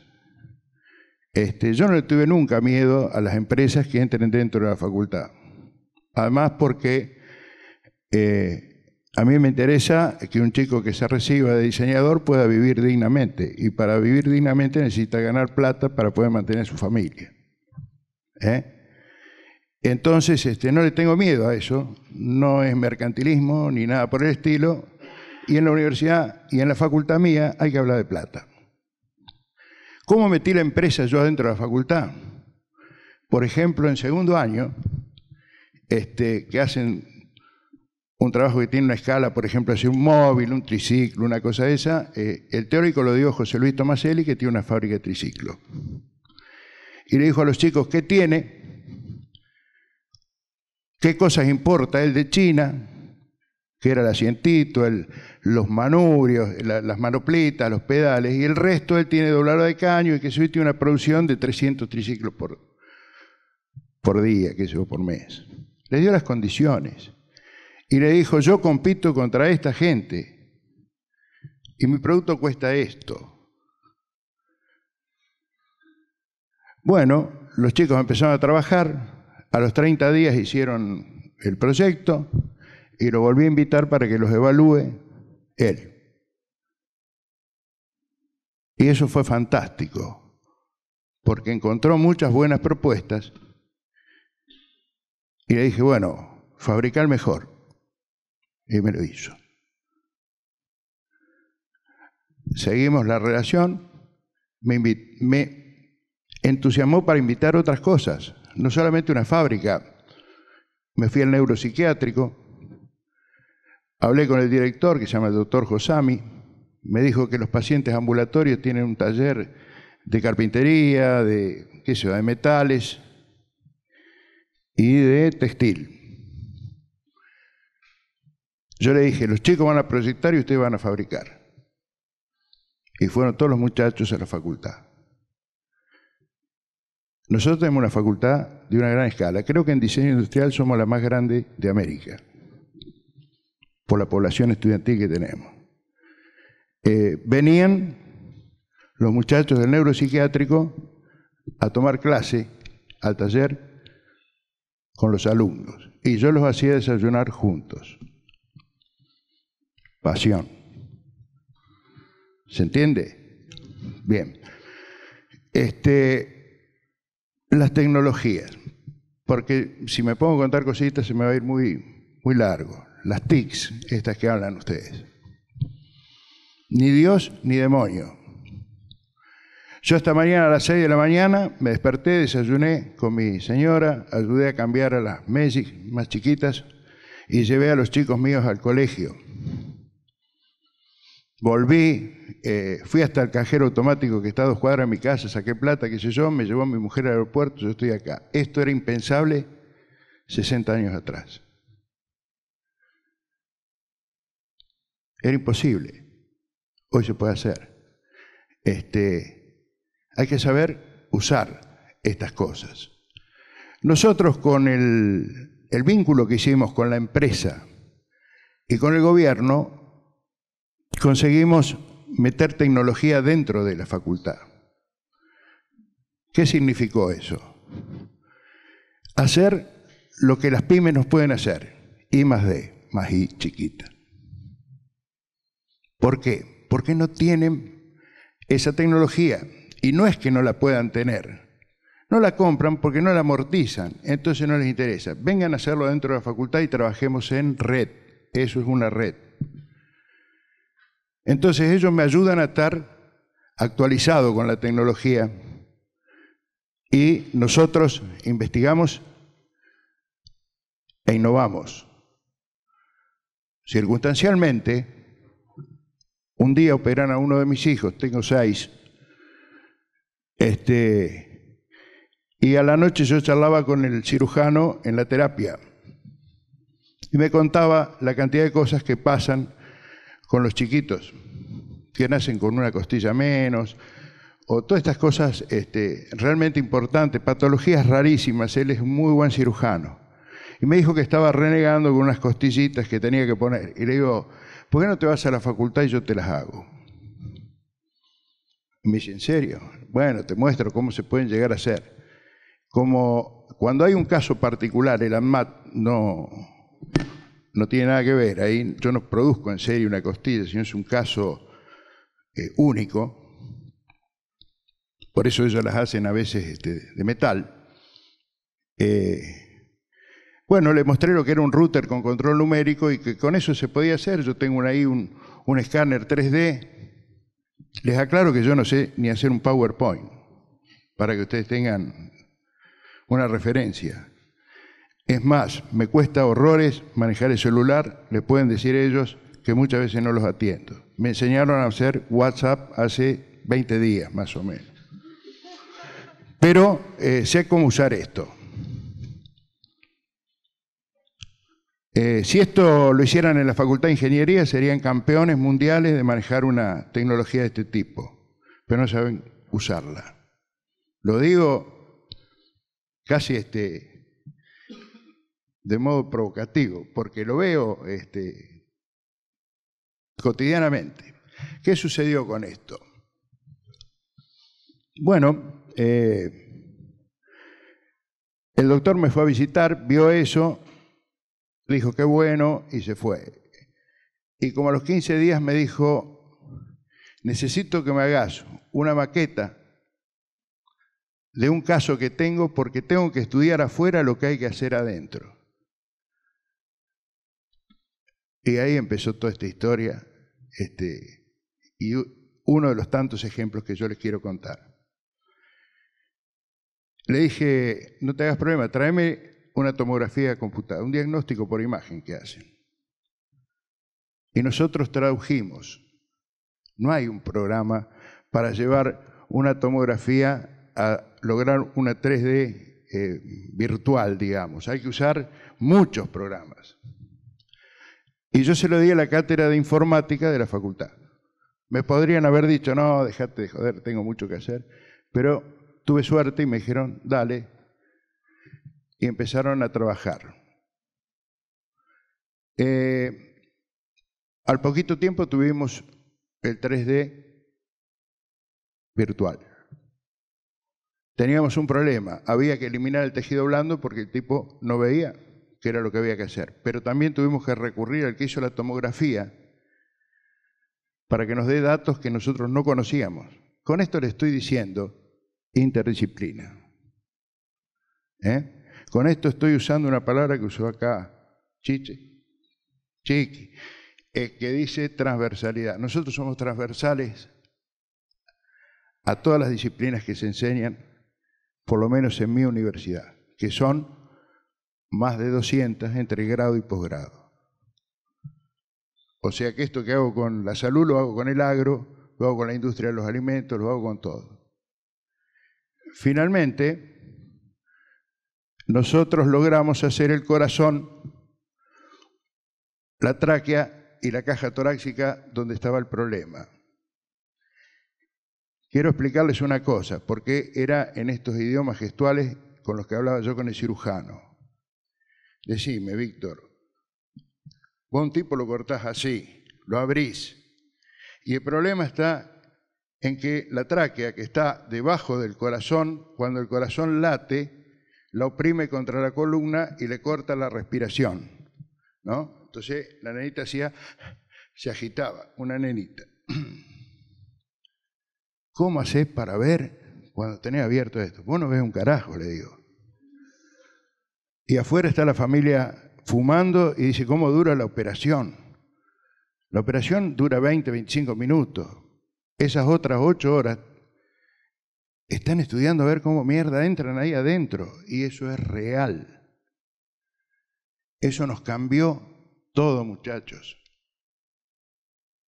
Porque enseguida empezamos a hablar con el decano de la Facultad de Medicina, ya tenemos convenio. Esto que nombraste vos de Humboldt es mi trabajo. Por eso lo anoté recién, Carlos. Este proyecto lo está haciendo Juan Escolariz y creo acá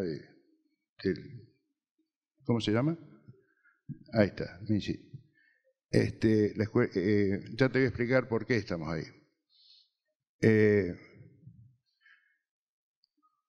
Hicimos ese corazón en una prototipadora 3D que la tiene la industria metalúrgica, que en la puta vida se imaginaron que iban a hacer un corazón con una prototipadora, porque ellos la compraron para hacer tuerca, tornillos y cosas así.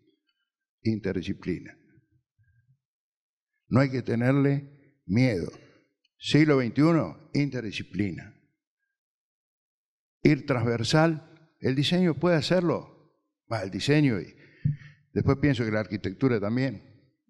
Yo estoy criado dentro de la Facultad de Arquitectura, nunca pude hacer un trabajo junto con ellos. Le digo al decano, Ian, ¿cuánto crees que va a faltar para que venga un pibe de diseño? Me dice, yo quiero hacer una casa, Daniel, ¿la puedo hacer? Y yo le voy a decir que sí. Perdónenme, pero le voy a decir que sí. Porque mi problema habitacional es que no tengo 2 millones de pesos para hacerme una casa. Y estos pibes me la van a hacer por 150.000 pesos. Porque van a usar otros materiales, van a innovar, van a usar otro tipo de cosas. Interdisciplina. El tema de los biomodelos, esto que ya se conoce como esto, Es mucho más que eso que ustedes ven en el diario, que uno reproduce una pata, una mano o lo que fuere. Eso es muy fácil. Es lo primero que hicimos nosotros cuando tuvimos ese router.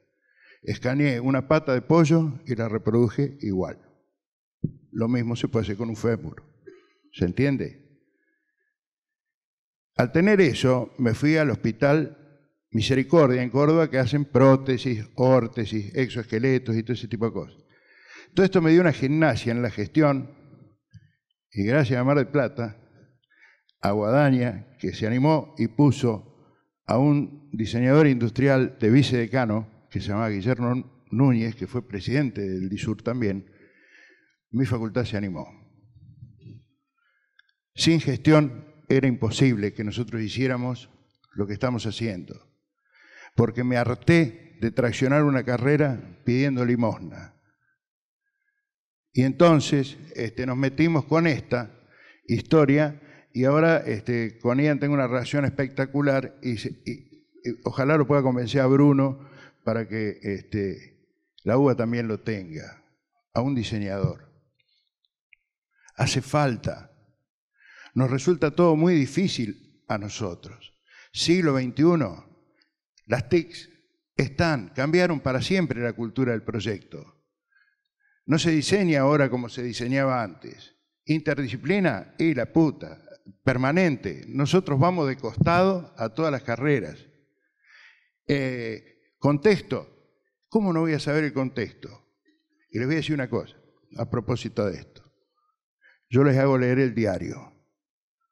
No un diario, todos los diarios. El que vota para uno y el que vota para el otro. Yo soy autárquico, estoy dentro de la universidad. Afuera de la universidad yo voto, adentro no. Hay que regalarle visiones y cada uno elige. No tengan miedo. Me parece que la cosa va por ahí. No sé, qué sé yo, tengo 1000 cosas para contar. Bueno, pero son 15 minutos, ya está. Después me preguntan cualquier cosa.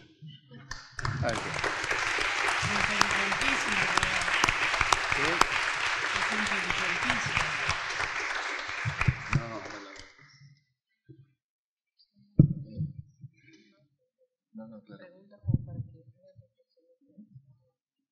Sí. Bueno, vamos a abrir para una rueda de preguntas. Les pedimos que sean como breves y concretos en el planteo, dado que la sesión se ha extendido un poco, así que para poder contestar la mayor cantidad de preguntas posible. Si es que hay alguna.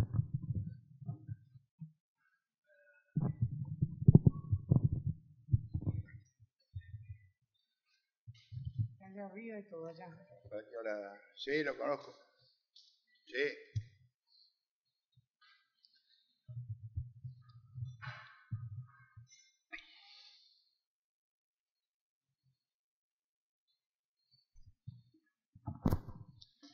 Bueno,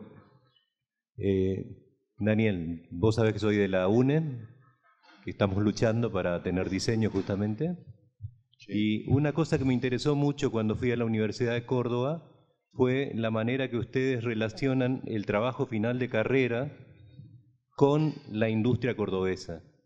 Un poco lo que contaste recién, pero me gustaría que te extiendas un poquito. Bueno,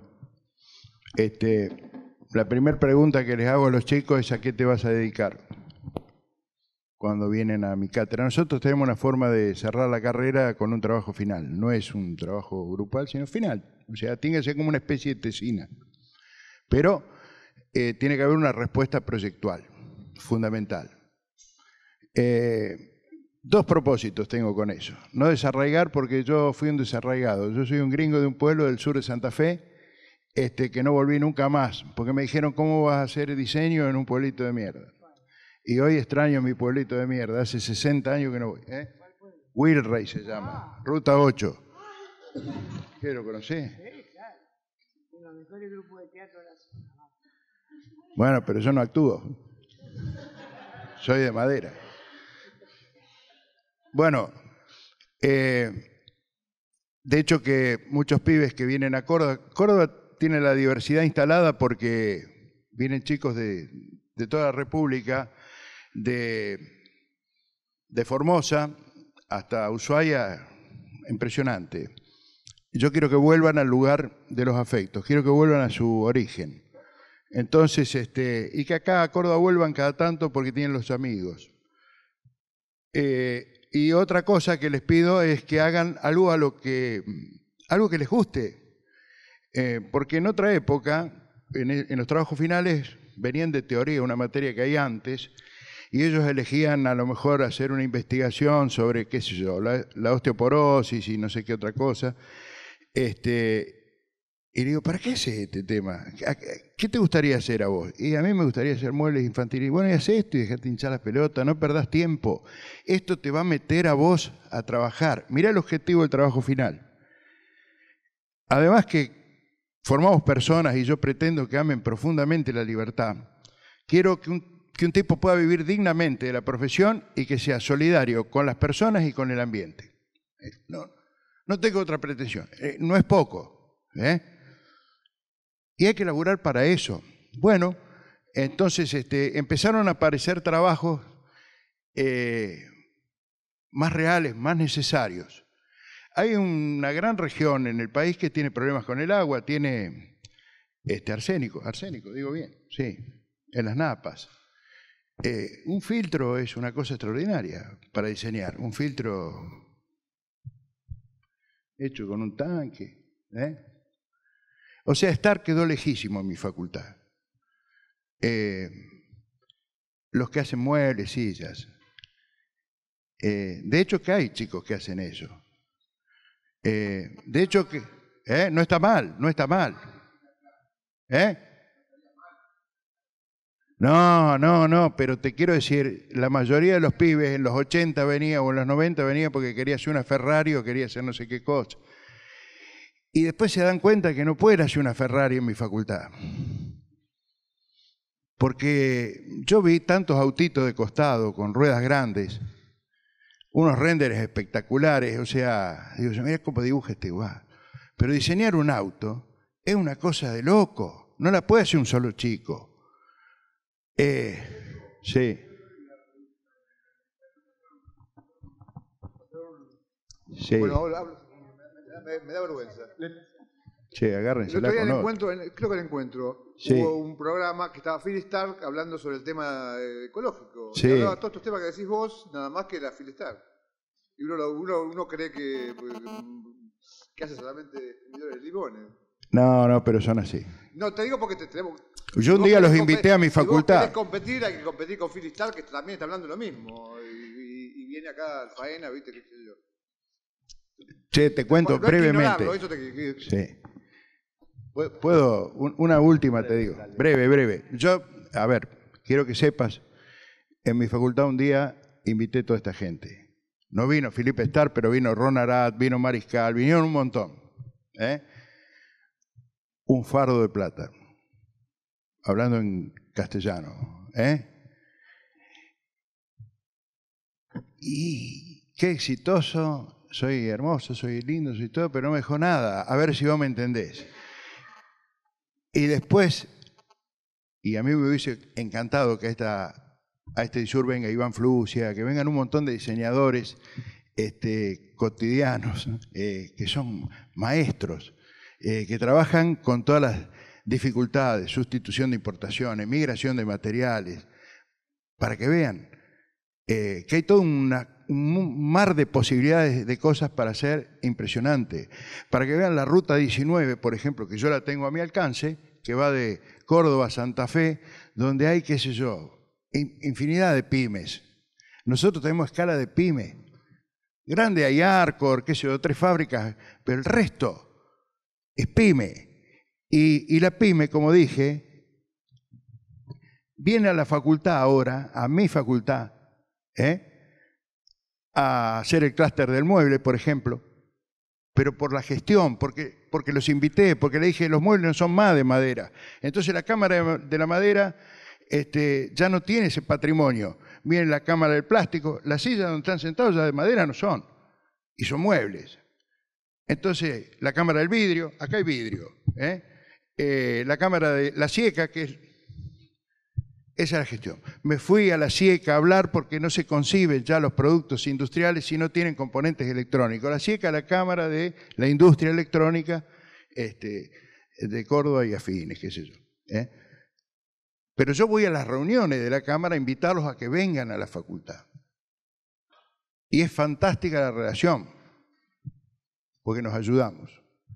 Bueno, no sé. Che, al final no te contesté, Ricardo. Perdoná, pero acá hay un señor que te va a ayudar. Bueno, vamos, no sé si alguien del panel quiere agregar algo más, si no, ahora vamos a cerrar la sesión, le doy la palabra a la Secretaría Académica. Bueno, sí, yo soy Catalina Nosiglia, soy la Secretaria Académica de la UBA. Quiero agradecer, ustedes nos agradecieron por haberles brindado este espacio. Yo quiero agradecerles a ustedes por haberme enseñado muchas cosas. Aprendí muchas cosas en esta charla y sobre todo me divertí mucho. Me divertí mucho con los chistes de Chiqui, con las imágenes de Carlos, con la construcción didáctica de la exposición de Karina y con las malas palabras para mostrar la pasión por lo que hace de Daniel. No dije nada. Entonces, no solo aprendí, sino que aprendí y me divertí.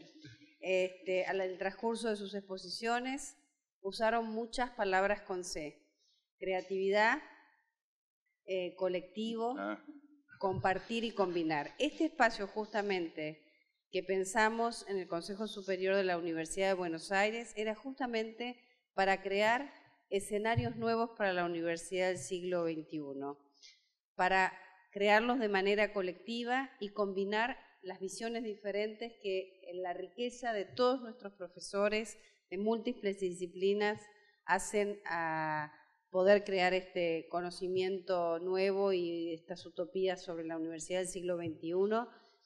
Y también esta charla empezó con colores y terminó con colores.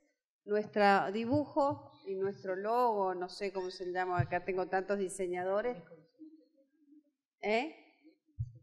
Por eso.